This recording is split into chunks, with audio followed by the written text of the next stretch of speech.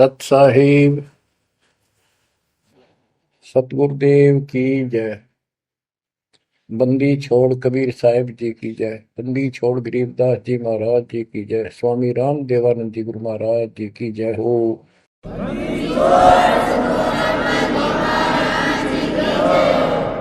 सर्व संतों की जय, सर्व भक्तों की जय, धर्मी पुरुषों की जय। श्री काशी धाम की जय, श्री सुडानी धाम की जय, श्री क्रोथा धाम की जय, श्री बरवाड़ा धाम की जय। सत साहिब गरीब नमो नमो सत पुरुष को नमस्कार गुरु के नहीं। सुर नर मुनिजन साधुआ संतों सर्वसदी नहीं। सतगुरु साहेब संत सब दंडोतम प्रणाम। आगे पीछे मद हुए तिनको जा कुर्बान। नराकार निर्विषम काल जाल भय बंधन। निर्लेपम निज निर्गुणम अकल अनुपेशंदनम। सोहम सुरति समापतम सकल समाना निर्तल। उज्ज्वल हिरंबर हरदम अम्बे पर्व अथाह वार पार नहीं मध्य तुम। ग्रीव दोष मरत सिद्ध होई गणनायक गिरताना। करो अनुग्रह सोई पारस पद परवाना। आदि गणेश मनाओ गणनायक देवन देवा। चरण कमल लाओ आदि अंत करूं सेवा। परम शक्ति संगीत अमृत सिद्धिदाता सोई। अविगत गुण अतीतम सत्य पुरुष निर्मोही। जगदम्बा जगदीशन मंगल रूप मुरारी। तन मन अर्पो शीसम भक्ति मुक्ति भंडारी। सुर नर मुनि जन ध्यामय ब्रह्मा विष्णु महेशा। शेष सहस मुख गावै पूज्य आदि गणेश। इंद्र कुबेर सरीखा वरुण धर्म राय जावै। समर्थ जीवन जी का मन इच्छा फल पावै। 33 कोटि अदारा ध्यावै सहस 88। उतरै बहुदल पारा कट है यम की फांसी। कबीर सतगुरु के उपदेश का सुनिया एक विचार। जय सतगुरु मिलते नहीं जाते नरक द्वार। नरक द्वार में दूत सब करते खेचा तान। उनसे कभू नहीं छूटता फिरता चारों खाने। कबीर चार खानी में भरमता कबहू न लगता पार। सो फेरा सब मिट गया मेरे सतगुरु के उपकार। जय जय सतगुरु मेरे की। जय जय सतगुरु मेरे की। सदा साहिबी सुख से बसियो। अमरपुरी के डेरे की। जय जय सतगुरु मेरे की। जय जय सतगुरु मेरे की। सदा साहिबी सुख से बसियो। अमरपुरी के डेरे। निर्विकार निर्भय कोई और सकल वैमान। यदि साधो और सकल वैमान। सब पर तेरी साहिबी, सब पर तेरी साहिबी, तुझ पर साहिब ना, निर्विकार निर्भय, निर्विकार निर्भय तू ही, पूर सकल बना, हे जी साधु पूर सकल बना, सब पर तेरी साहिब, सब पर तेरी साहिबी, तुझ पर साहिब ना, निर्विकार निर्भय।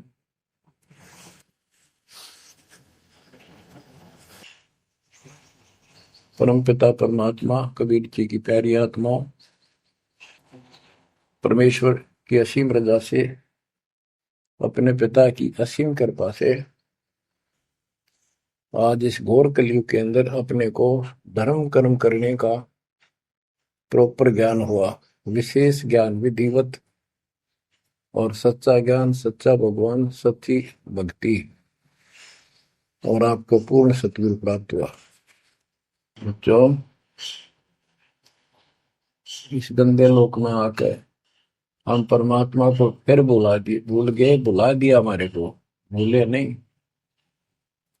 ये त्रिगुण में माया, रविगुण धर्मा से निकल रहा है गुण, सतगुण विष्णु जी से, तमगुण शंकर जी से हमारे ऊपर इतना जबरदस्त प्रभाव रखता है कि हम सब भूल जाते हैं और इनसे प्रेरित होकर के सारे उल्टे काम करें।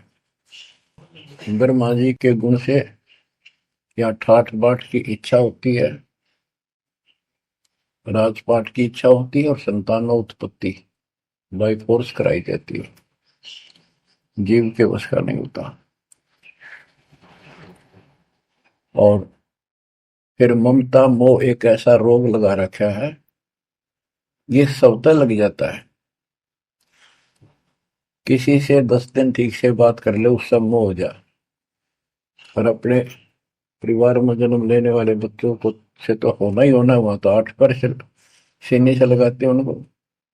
तो होता क्या है, ये काल का आहार तैयार करवाया जाता है। गीता अध्याय 7 श्लोक 12 में कहा है कि अर्जुन, रजगुण तमगुण सतगुण, रजगुण ब्रह्मा, सतगुण विष्णु, तमगुण शिव जी, इन तीनों गुणों के द्वारा जो कुछ भी हो रहा है उसका निमित्त मैं हूं, मैं इनमें नहीं हूं, यानी मैं इनसे अलग हूं, ऊपर हूं। रजगुण ब्रह्मा से उत्पत्ति, सतगुण विष्णु से मोह ममता एक दूसरे में जकड़ देना, सतीथी बोल रहे हैं इसको, अब टिके रहे यहाँ पर,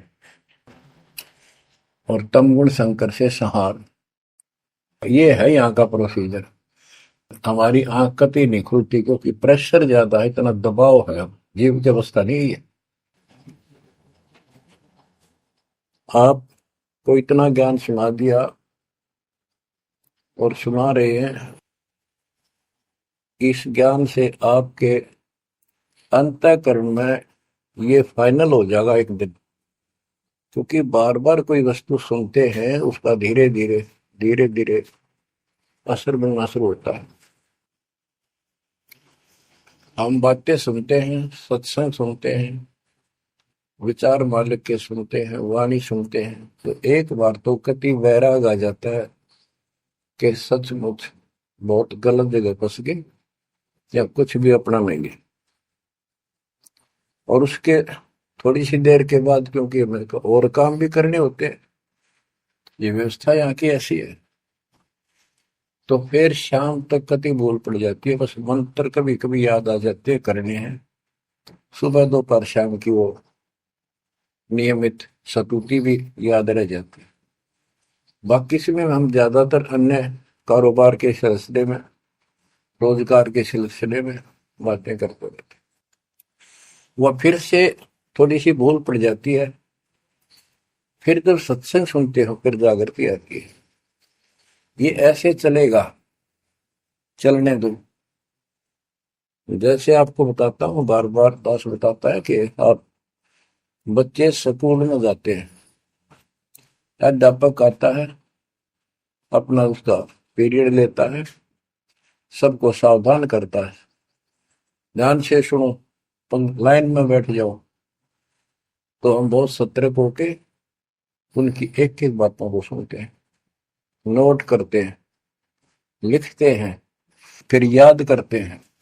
उसके बाद हम फिर खेलते कूदते भी हैं, बच्चे घर का भी काम करते हैं, माँ बाप का हाथ भी बटाते हैं। लेकिन जो स्कूल के अंदर जो बातें सुनी थी, जो ज्ञान सुना था, वो एक अलग कोने में, मन के हृदय के अलग कोने में डिपॉजिट होना शुरू हो जाता है। और उसके अतिरिक्त हम और भी काम सारे करते रहते जो पहले भी कर रहे थे। एक दिन हम विद्वान बन जाते, वो काम फिर भी कर रहे। इस ज्ञान को रह रहकर सुनने से एक दिन आत्मा कति दृढ़ हो जाएगी कि इस संसार में एक दिन भी रहने का नहीं है, ये संसार एक दिन भी। और कभी भी फिर शरीर यहां से छूट जाए, जाने का टाइम आ जाए, नो प्रॉब्लम। हमारी आस्था सतलोक में जाने की होगी, क्योंकि हमने वहां जाने का टारगेट बना रखा है। पहले तो हमारा कोई टारगेट नहीं था, हमारे पास जाएंगे कहा। उसमें कोई बच्चे में मोह हो जाता, परिवार में मोह रह जाता, यही कुत्ते बनकर जन्म ले लेते। कबीर साहब कहते, जहां आशा तहां बासा हुई, मन कर्म वचन सुमरियो सो। गीता अध्याय 7 श्लोक 6 में यही स्पष्ट किया है कि अर्जुन, अंत समय में जो जिस भी भाव में भावित रहता है, जिसके ऊपर जिसमें आस्था रहती है, वो उसी को प्राप्त होता है। जब तक हम भक्ति नहीं करते, इस ज्ञान से परिचित नहीं होते, तो हमारा संसारिक यानी परिवार में, संपत्ति में, इसमें कभी हम जकड़े बैठे होते। एक उदाहरण दिया करते थे गुरुदेव। एक बूढ़े की मृत्यु होती, किसान था, पशु रक्षा करते थे, मृत्यु होने लगी, उसकी जुबान बंद हो गई। आसपास परिवार के सदस्य आगे, भाई पिताजी तो अंतिम टाइम आ गया, वो आगे। तो थोड़ी देर के बाद वो ऐसे संकेत करने लगा, ऐसे इशारा हाथ से। उन्हें सोचा भाई पिताजी कुछ कहना चाह रहे हैं, हो सकता कोई धन दाब रखा और बताना भूल गया, वो अचानक मृत्यु होगी। एक डॉक्टर बुलाया, उसने पता था कि एक बार ये बुलवा देगा, 500 रुपये लेगा, ऐसा इंजेक्शन लगाता है। वो बुलाया, उसने इंजेक्शन ला दिया। पिताजी बता बता जल्दी क्या कहना चाहो थे। एक गाय का बछड़ा झाड़ू मुंह में दे रहा था, उन्हें खराब कर रहा था। जो बोला, देख यो बछड़ा झाड़ू चाबे, तुम कित मर गए, नाश करोगे मेरे गाय पक्ष है, ये नुकसान कर दिया। 2.5 आने की झाड़ू 500 रुपये पड़ गई हुए। जहां साता बादशाह हुई, वहीं फिर कुत्ता गधा पशु बढ़कर वहीं जन्म लेगा। तो हमारी ये वृत्ति यहाँ से हटेगी इस ज्ञान से। अंतिम समय आप यहाँ कुछ याद नहीं आओगा, इस ज्ञान ने सुनते रहे और भक्ति करते रहे, मर्यादित रहे। ज्ञान के साथ साथ यह भक्ति आपको सहारा देगी अंतिम समय में, मन को उधर धकाने के लिए। वैसे नहीं धकता है, वो ताकतवर है, ब्रह्मा विष्णु महेश मन का आधार मान रहे। ये ज्ञान और इस भक्ति की शक्ति इस आत्मा को न धका देगी ऊपर। अंत समय में सेकंडों के अंदर सतलोक बैठे पाएंगे। इस पर लगे रहना, इस मार्ग से जैसे दास आपको बताता जाएगा। अमर करूं सतलोक पठाऊं, ताते बंदी छोड़ करूं। कबीर साहब कहते हैं, मैं अमर करूं सतलोक पठाऊं भेजूं, इसलिए बंदी छोड़ कर लाता। अब यहाँ ये क्यों हो रहा है, क्या हो रहा है, आपको सब पता है। पहले तो नहीं था, पर अब पता लग गया आपको, बिल्कुल सही पता लग गया। माता पिता के सामने बच्चे एक या दो तुरंत मर जाते हैं, चक्कर मारते रह जाते हैं, हाथ कुछ नहीं आना, और कई महीने वर्षों तक उसकी याद सताती रहती। हम इतने विवश हैं, हम इतने बंद में हैं, हम कुछ नहीं कर सकते, लाचार हैं। एक राष्ट्रपति किसी देश का या प्रधानमंत्री या अन्य कोई सक्षम मानता अपने आप को, उसका इकलौता बेटा मर गया, प्रधानमंत्री, टक्कर मारा वो टक्कर। और उससे पहले जब आकाश में वो थी उसकी तुती, साथ में आकाश में रहा था, उसका दिमाग धरती पे पटक दिया। एक बताते हैं, महाभारत में प्रकरण आता है, द्रोणाचार्य ये गुरु था कौरव पांडव का, और शिक्षा दिया करता, मोह मत करो, मोह सबसे बड़ा खतरनाक है। द्रोणाचार्य का जब लड़का अश्वत्थामा मरा, मरा नहीं था उस समय तक, ये कह दिया गया अश्वत्थामा मर गया। वो झूठ बुलवाई गई थी श्री कृष्ण में प्रवेश काल द्वारा कि एक अश्वत्थामा नाम का हाथी था, उसको मार दिया गया। और युधिष्ठिर का बहुत विश्वास करते थे सब कि ये सत्यवादी है, कभी झूठ नहीं बोलता।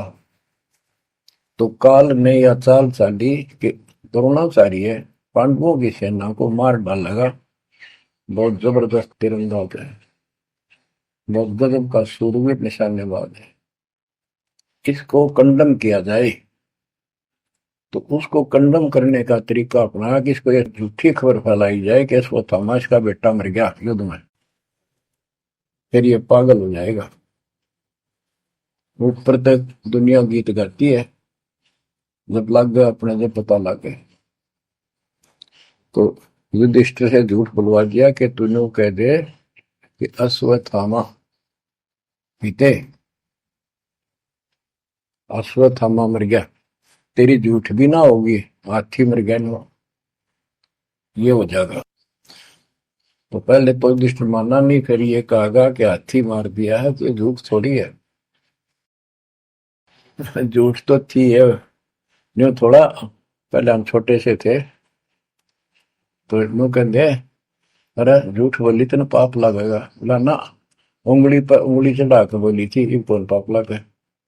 यानी ये अपने फार्मूले हैं, पाप तो पाप तो लगेगा। तो सब ने कहा कि आपका बेटा अश्वत्थामा मर गया, द्रोणाचार्य। तो बोला नहीं, मेरा बेटा नहीं मर सकता, नहीं मर सकता, उसको मारने की हिम्मत किसी में नहीं है। कि युधिष्ठिर कह देगा तो मैं मान जाऊंगा। तब युधिष्ठिर ने कहा अश्वत्थामा थे नर व कुंजर, नर तो जोर तो बोल दिया, व कुंजर, भाई हाथी आदमी या हाथी ये नहीं कह सकता, वो मन मन में बोल दिया। तो यह बात सुनकर अश्वत्थामा थे, अश्वत्थामा मारा गया। आगे कड़ा सुना था द्रोणाचार्य, नर व कुंजर कह गया वो, इतना पागल ने ढाल हो गया, टक्कर मारा, कति कंडम हो गया, उसने हथियार भी नहीं उठा उसने। और पांडवों ने वो गढ़ जीत लिया उस साइड का जहां वो मोर्चा डटे खड़ा था। तो बच्चों, ये मोह इतना जबरदस्त है, जीव के बस का नहीं है, और बनता कुछ नहीं, बचाओ कुछ नहीं। तो इसका बचाओ अब है तो ज्ञान हो, ये ज्ञान जो दास बता रहा है, ये आपके हृदय में जच जा कति, ये कुछ भी अपना नहीं है, 100 की 100 साची है, पर मन मानने तैयार नहीं, आत्मा को दबाए रखा है। ये सब काल आहार हमसे पैदा कराया जाता, जैसे कसाई बकरे पालता है, कसाई बकरे पालता है, उनके लिए चरागाह बनाता है, सुंदर तालाब बनाता है पानी पीने के लिए, उनके लिए छाया, गर्मी, सर्दी, ओलों से बचने के लिए शेड डालता है। पहले झोंपड़ी डाला करती थी, तो उस घास फूस के और लकड़ी, अब तीनों का शेड बनाते, पंखे लगा दिए गए।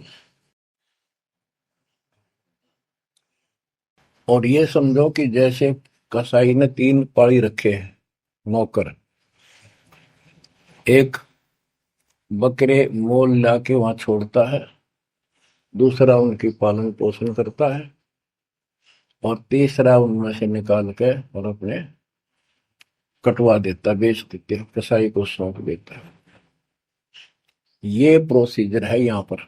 जैसे कसाई कभी कभी आता रहता है, बकरों को देखता है, संभालता है, तो उनके कमर पे हाथ मारता, शरीर पे, और वो उसको अपना एक बहुत हमदर्द मित्र मानते हैं, मालिक मानते हैं। देखो हमारे को कितनी सुविधा दे रखी है, पानी क्या, घास क्या, गर्मी सर्दी से बचने का। वो देखता तो हाथ मार के ऐसे है कि ये कितनी कीमत का हो गया, कितना मांस है इसमें।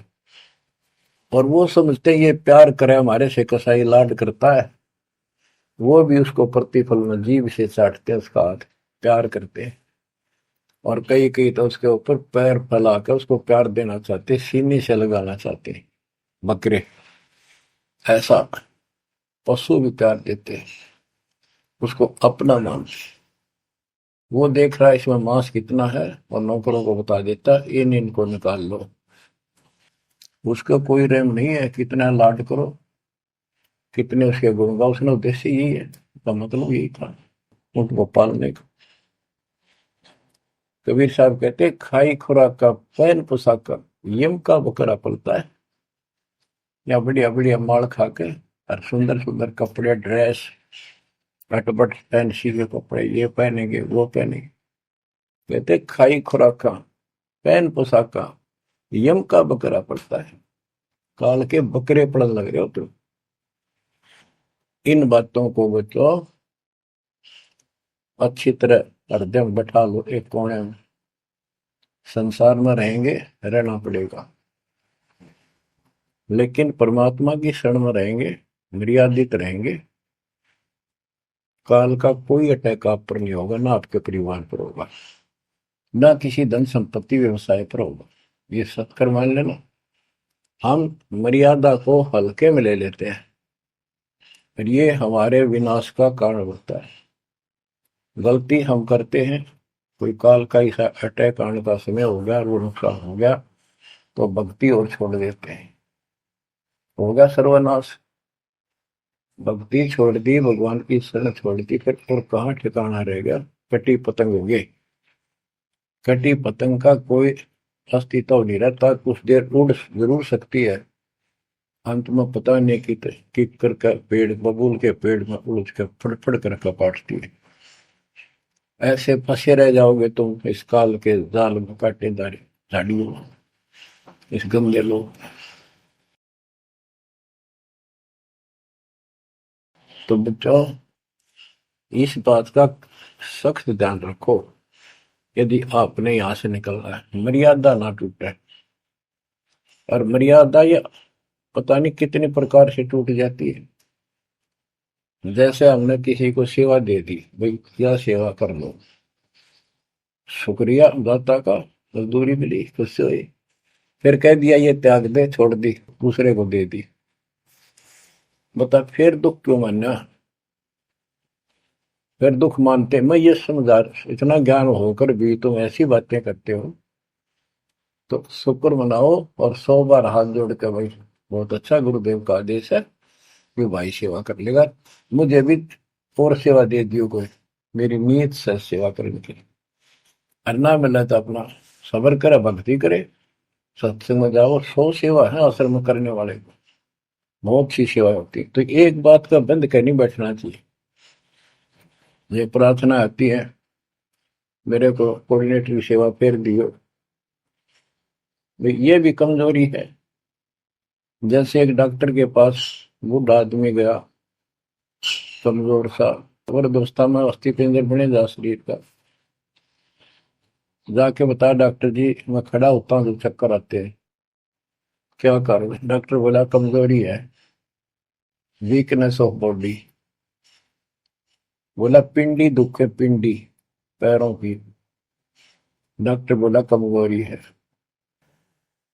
फिर वो व्रत बोला जी, मेरे सारा शरीर में भड़कुआ रहती है, यानी सारे शरीर में दर्द सा बना रहता है, चबक चबक नाड़ी करती है।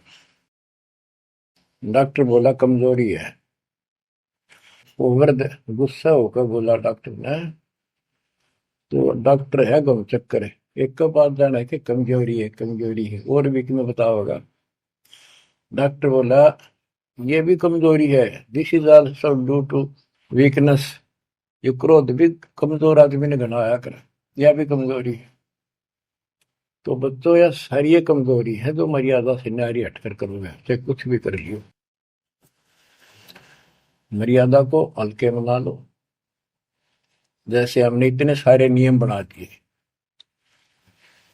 भक्ति करनी है तो इनका पालन करना पड़ेगा, नहीं तो फिर गधे बनकर कुमार के नियम में चलना पड़ेगा।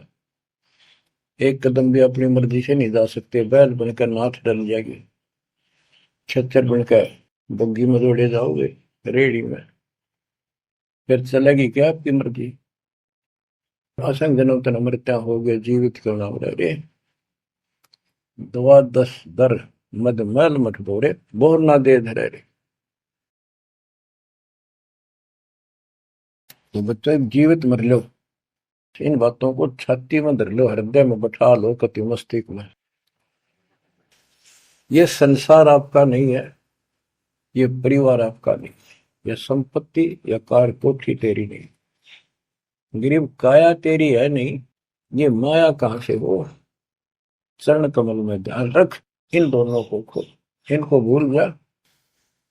अपने गुरु जी के चरणों में ध्यान रख, उनके बताए दिशा निर्देश के आदेश से आधार से अपना जीवन निर्वाह कर। बच्चों आंख खोल लो, बार बार ये बातें बताई जाती हैं। जब ऊक चुक हो जाएगी फिर तो रोना शेष रहेगा, नथिंग एल्स।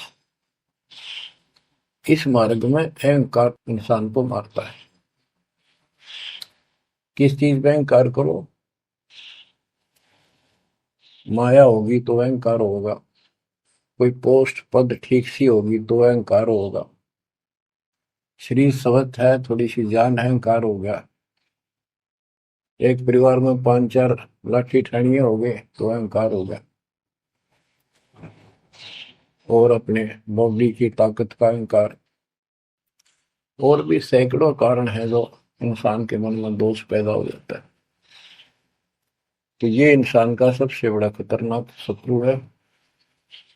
परमात्मा को अहंकार पसंद नहीं, और छोटी मोटी गलती को माफ कर सकता है। रावण था जिसे अहंकार नहीं छूटा, 10 मस्तक सर भी काट दिए, 10 बार काट दिए तो वापस दे दिए, ले भाई। ये सारा कुछ खेल कबीर साहब का किया, सारा कुछ। ये आत्मा परमात्मा की है, चाहे आज राक्षस है, चाहे कोई कसाई है, चाहे देवता है, चाहे ब्रह्मा विष्णु महेश है, चाहे कीड़ी आती छोटे जीव है, कोई स्त्री पुरुष है, बालक बच्चे जीव जंतु सब उसके हैं। काल चाहता भक्ति से खत्म हो जा, ये भक्ति में इनकी आस्था खत्म हो, मालिक चाहता है इनकी भक्ति में आस्था खत्म ना हो, फिर तो कति गए काम क्या। जो भी जैसी साधना मालिक के नाम पर बैठ कर कहीं कर रहा है, उसके पिछले संस्कार से, उस भक्ति से जो उसको मिलना है, उसके साथ साथ परमात्मा उसको सहारा देते हैं। जैसे रावण ने सिर काट दिया शिव जी के निमित्त, तो भगवान के नाम काटा उसने, वो भगवान की खोज में निकला था।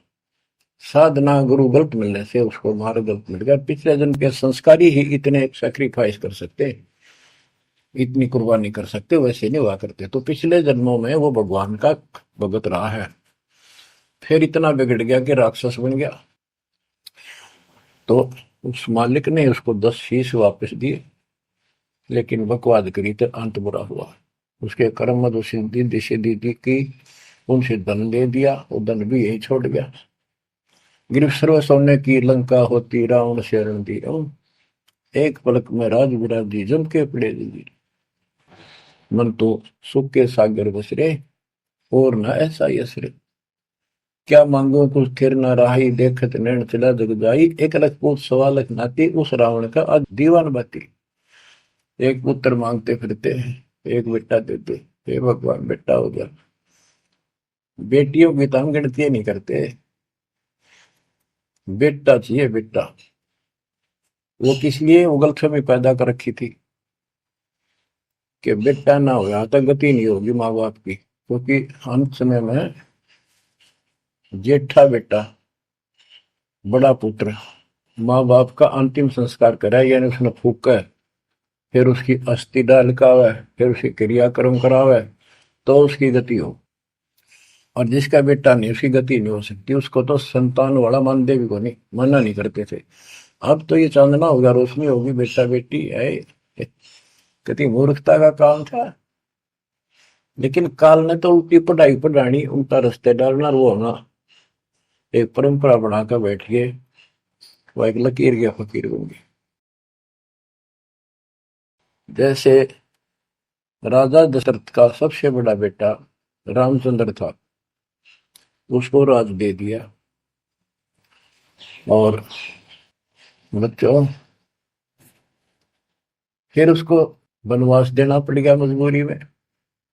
रामचंद्र जी वनवास में चल पड़े।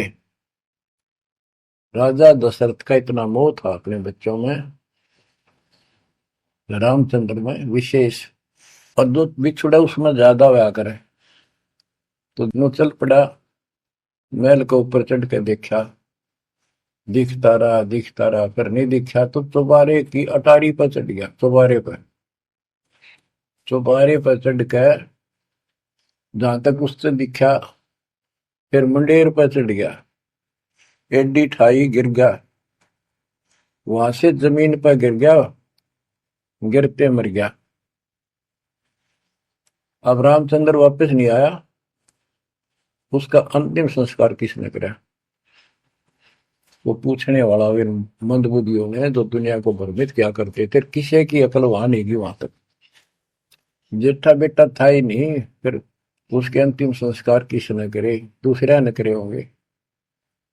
तो ये बात कहने की है, तो इसका मतलब उसकी गति हुई नहीं, बेटा होते हुए भी अंतिम संस्कार नहीं कर सका। तो इन बातों ने छोड़कर सतगुरु कबीर साहब द्वारा जो ज्ञान दिया है, इस पे दृढ़ हो जाओ। देखो, हमारी सारी बात उल्टी है। भक्ति मार्ग में बेटा है, बेटी है, अच्छी बात है। परमात्मा के चरणों में लग गए दोनों, तो हम तो बरी से हो गए, क्यों? भगवान आप पर खड़ा हो गया। और बेटा भक्ति नहीं करता, बेटी करती है, तो एक कौडी का नहीं हो बेटा किसी काम का। कबीर साहब कहते हैं, राम रटत कन्या बली, साकर फलाना पूत, छेरी के गलगल थना, छेरी के गलगल थना, जिसमें दूध न बूत।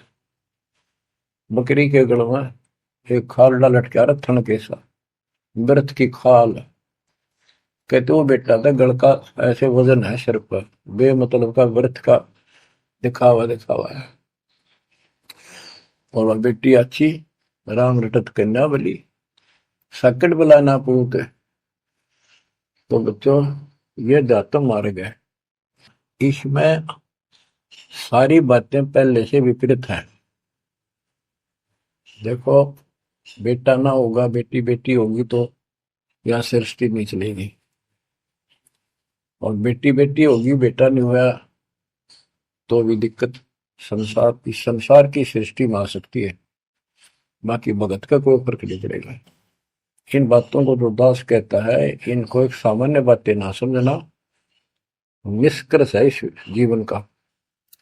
जिसके बेटी नहीं है, तो उसको ये तड़प रह जाती है बेटा होता, या भूल के भी ना करना। इन बेटे वाले ने देख लो कितने सुखी, टाइम पर रोटी नहीं, चाह ने भी तरसे बैठे बैठे। वो सोचे बड़ा दे देगा, छोटा सोचे बड़ा आप दे देगा, बड़ा सोचे छोटा कह देगा। बड़े बेटे आख्या में आंसू बुढ़ा और बेटी आखिरी सांस तक प्यार देती है अपने माँ बाप को। एक आदि ने कमी बात कह नहीं सकते, वो किस्से के बिना होती हो तो आत्माएं नष्ट होती है। आखिरी सांस तक यहाँ भी हमने देखा, जैसे लड़की रोटी खा रही है और लड़का वैसे बैठा था। माँ ने कहा बेटा वो सामान ला उठा कर, रोटी तार बनाऊ भोजन। बेटा बेटा ना लाऊं, यूं कौन खोया लावे। बेटी तो कया भी कोई ना, रोटी खाती खाती छोड़ के आण की थी, एक 10 साल का की होगी, लड़का 12-13 साल का। उठ कर रोटी छोड़ के हाथ धोकर और सामान लाकर माँ को दे दिया। लेकिन फिर भी बेटे में मोह ज्यादा और बेटी में नहीं। इसका कारण यह था कि हमने बेटी को बाहर बना लिया इस गलत रीति रिवाज से। बेटी तो 15, 16, 20 साल की मेहमान होती है आपकी। ये तो परमात्मा की बेटी 2 गुना का सुधार करती है। आगे जाके घर बसावे, उस परिवार को भी सुधारे और माँ बाप के अंदर मोह नारा रहे। तो भाव ये है कहने का, अगर बेटा नहीं है ना और भगत है, उसके ऐसा भगवान धरती पर नहीं। प्रथम तो वो है जिसका कति संतान नहीं, वो भगवान। दूसरा वो है जिसका बेटा ना हो, बेटियां की करके शादी वृद्धावस्था में अपना लेकर मारा जाता है। और बेटी वहां बैठी भी माँ बाप की चिंता करेंगी और कोई न कोई सुविधा उनको देती रहेगी। और बेटा छाती पर रह के भी खून फूके जाएंगे, कति साफ दिखाई दे है, इसमें कोई मानो तो ना मान। लेकिन बेटे भी हैं, ठीक है, और उनमें वो भी भक्ति करो, आप भी करो, कुछ दिन में उनको समझ आ जाएगी। पुत्र वधु भी भगवान से डरने वाली हो जाएंगी, माँ बाप का ध्यान रखें। वैसे कोई विकल्प नहीं इसका। लेकिन इस दुख को हम अच्छा मानते हैं पुत्र ना होने से। हम तो काल ने गधे बना रखे हैं। जितना कष्ट हमें रहे और वजन लग जा रहा है तो हम सीधे चाला, और कम हो जाता मानने को नहीं। हमारा तो जैसे एक माई का पुत्र मर गया 15-16 साल का, और भगत थी, टक्कर मारी, रोना पड़े है कि बस की बात है, पाला पोसा ले जाता का। फिर उसने थोड़ा सब्र हुआ जैसे।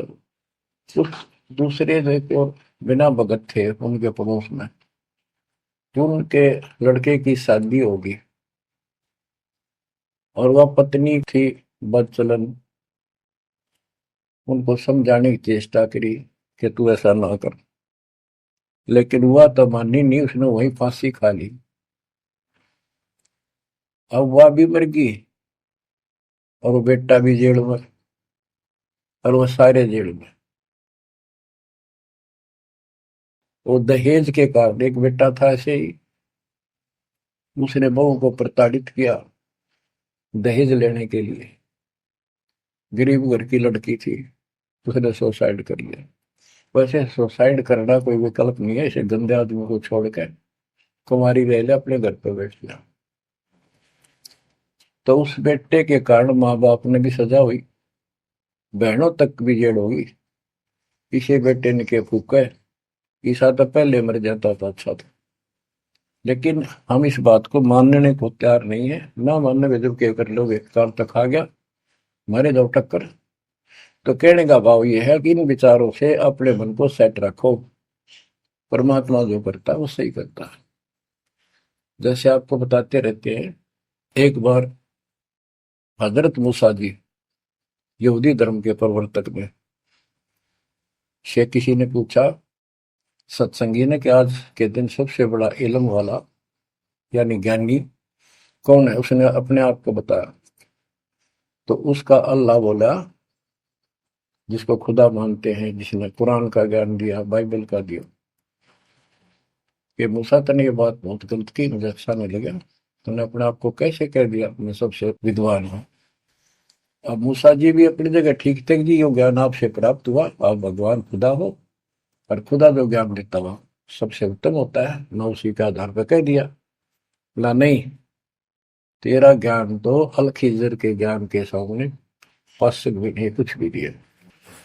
तो अलखिजर के पास मूसा जी पहुंच गए। अलखिजर जी ने कहा, कबीर साहब थे वो, कि मेरी तो बातों को माननेगा नहीं, विश्वास नहीं करेगा, जो मैं को बातें माननी पड़ेगी, कोई ऑब्जेक्शन नहीं होना चाहिए, और बोल लेगा नहीं, सुन देखता देखता रही। वो बोला, मूसा जी बोले, बिल्कुल महाराज, जैसे आप कहोगे, मुझे सब्र करने वाला पाओगे, कति मैं ऑब्जेक्शन नहीं करूंगा आपकी बातों में। अगर तू खरा उतरा तो ज्ञान बताऊंगा, ना बताऊंगा। उसने रास्ते में चलते एक जवान लड़का था, 17-18 साल का। अलखिजर ने पकड़ के और उसकी गर्दन पकड़ के मार दिया।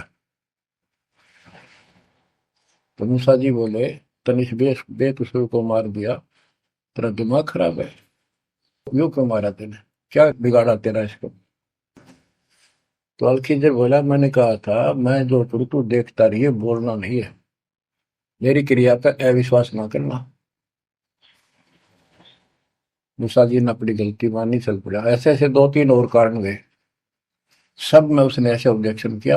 आखिर में वो बिना हार गया। मूसा के मैं इस योग्य नहीं, मैं आपकी बातों को अविश्वास करता रहा हूँ। लास्ट बता दिया कि इस क्रिया के बाद तो फिर ऑब्जेक्शन किया तो मैं तेरे से बात नहीं करूंगा, ना पे बताऊंगा। ज्ञान बोला भी ठीक है, उस पर भी हार गया वो। तब अल खिजर बोला, सुन ले, ज्ञान तो तूने बताऊ नहीं, और वो लड़का क्यों मारा था। वो ऐसा दुष्ट पैदा हो गया था, इसके माँ बाप भगत हैं, और उनको इतना परेशान करता, वह रो रो का टाइम काटते। उसके स्थान पर भगवान ने उनके घर में 50 साल की उम्र में एक बेटी का जन्म दिया। उनका सुखी जीवन रहा। ये प्रमाण है उसके अंदर, बाइबल के अंदर। तो बच्चों, ये सत्य मान लो, मालिक जो करे उसको सही मानो। ऊप चूक हो भी जाए तो भगवान से दूर ना हो जाना।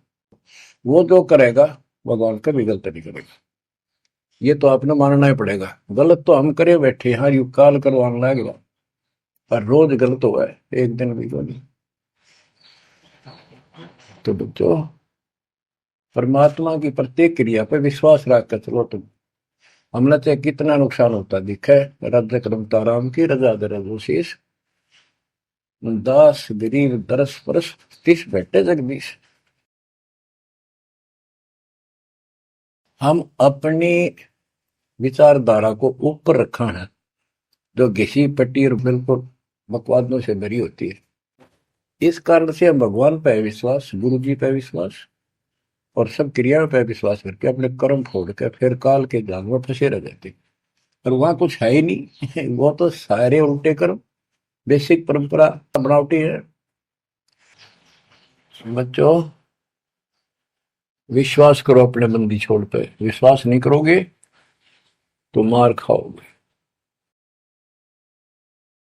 गरीबदास जी कहते हैं, गरीब सर्जन अर्जुन को सतगुरु मिले, मक्के मदीने माही, 64 लाख का मेल था, दो गन सब ही जाही। गरीब चंडाली के चौक में सतगुरु बैठे आए, 64 लाख गारत गए, दो रहे सतगुरु पाए। गरीब सरजुन अर्जुन ठाहरे, सतगुरु की प्रतीत, सतगुरु यहाँ ना बैठिए, यो द्वारा है नीच। गरीब ऊंच नीच में हम रहे, हांड चाम की दे, सरगुन अर्जुन समझियो, रखियो शब्द स्नेह। बच्चों, सरजुन और अर्जुन नाम के दो मुसलमान थे। इनके नाम तो मुसलमान पद्धति पर थे। परमात्मा मक्का मदीने में गए तो वहां बहुत से चमत्कार किए। इन दोनों आत्माओं को समझ में आई ये बात। फिर ये सारी संगत में वहां मुसलमान थे, 2 वक्त मुसलमान रहे। इन्होंने कहा, वैसे तो काफी थे मुसलमान भी, पर ये विशेष दंड थे, सब नियमों का पालन करने वाले थे। तो इनका नाम बदल के सरजुन और अर्जुन रख दिया। परमेश्वर कबीर जी ने संगत की परीक्षा लेने के लिए एक लीला की कि ये विश्वास करते हैं या नहीं करते हैं। क्योंकि भक्तों में गुरुदेव के आदेश का भी पालन कम होने लगा था। जैसे एक लड़की थी, उसको ज्ञान हुआ वो गलत काम करती थी, वैसा थी। अपना जीवन सुधारने के लिए मालिक से ज्ञान सुना, सत्संग में आने लगी, तो संगत वाले उसको धिक्कारने लगे। गुरु जी से बताया, गुरु जी ने सत्संग के बाद उनसे कहा, भाई आपने इस चीज से कोई लेना देना नहीं, कोई सत्संग सुनेगा नहीं तो आत्मा कैसे साफ होगी, कपड़े को पानी साबुन लगेगा नहीं, उसका मैल कैसे उतरेगा। फिर भी वो जैसे तैसे अटपट करते रहते हैं। एक दिन मालिक ने परीक्षा ली, एक लड़की उस वैश्या को हाथी पर बैठाया, हाथी किराए पर लिया, हाथ में गंगाजल सफेद पानी बोतल में भर लिया जैसे शराब हो, लड़की के कंधे पर हाथ रख लिया, सारी काशी में घुमा दिया, साथ में रविदास जी थे। तो जितने भी सबको पता चलता है, लोग देखते गए, शिष्यों को बुला बुला के लाओ, देख हम तो क्या करते, वहां पर वैश्या तक जाती है, दुल्हा करेक्टरलेस है। पहले तो हम भगवान क्या करते उसको, इतने सुख दे दिए, जान निकली पड़ी थी, टोटा दुखी कर रहा था, शरीर में कष्ट थे, कहीं सुबह का रोटी भी नहीं थी, और इतने ठाट कर दिए गुणे दिनों में। जब तो भगवान थे, आज वो शैतान लगे। ये हमारी कमजोर बुद्धि, जीव बुद्धि की सोच थी। सब परमात्मा को छोड़कर दूसरी साधना करने लग गई। गरीबदास जी कहते, बड़ुआ बड़ुआ सब कहे कोई ना जाने खोज। क्यों ऐसे किया था उस मालिक ने, इसको कोई नहीं समझ सका। दास गरीब कबीर कर्म बट सिर का बोझ, कि वो इतने शिष्य बना लिए थे, उसका भार गुरु पे होता है उनको पार करने का। और वो सारे निकम्मे हो गए थे, अविश्वास कर रहे थे, मर्यादा का पालन नहीं करते थे, तो एक का झटके में सारे आप पड़ गए, वो भार सारा उतर गया।